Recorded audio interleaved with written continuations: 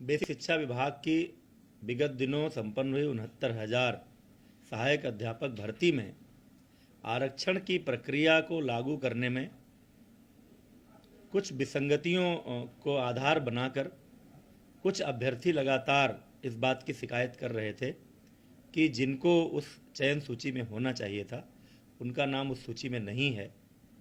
उनके इस मांग पर विचार करते हुए उस प्रक्रिया का अध्ययन करने के बाद ये देखा गया कि कुछ आरक्षित वर्ग के अभ्यर्थी प्रभावित हैं जिनका नाम उस चयन सूची में होना चाहिए था। माननीय मुख्यमंत्री जी से अभ्यर्थियों की मुलाकात हुई।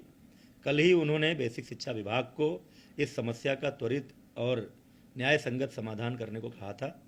आज विभाग ने यह निर्णय लिया है कि उस प्रक्रिया में आरक्षित वर्ग के प्रभावित अभ्यर्थियों की भर्ती की जाएगी। उसकी पूरी प्रक्रिया आज हम जारी कर रहे हैं।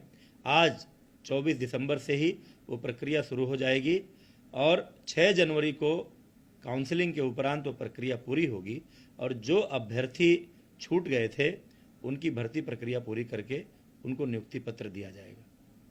एक और विषय है और वो विषय ये है कि जब माननीय सर्वोच्च न्यायालय ने शिक्षा मित्रों का स्थायी शिक्षक के रूप में समायोजन 2016 में निरस्त किया था तो उस समय उत्तर प्रदेश सरकार को यह निर्देश दिया था कि 1,37,000 पदों पर स्थायी शिक्षकों की भर्ती की जाए।